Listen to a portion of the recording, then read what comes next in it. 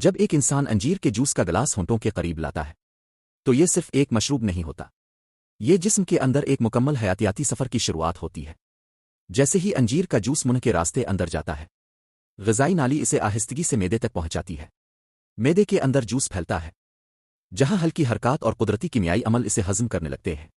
اب کیمرہ آنتوں کی طرف بڑھتا ہے، جہاں انجیر کے جوس میں موجود غذائی اجزاء ننھے ننھے ذرات کی صورت میں آنتوں کی جھلیوں سے گزرتے ہیں۔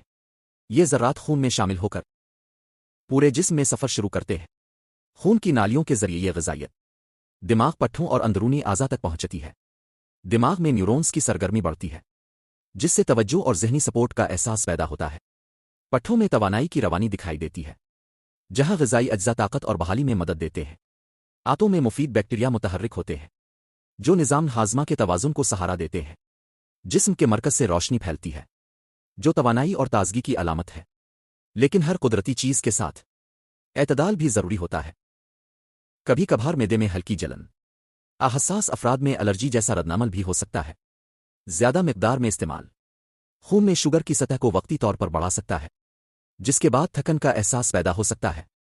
اسی لیے انجیر کا جوس اگر سمجھداری اور توازن کے ساتھ استعمال کیا جائے تو یہ جسم کے لیے فائدہ مند ثابت ہو سکتا ہے۔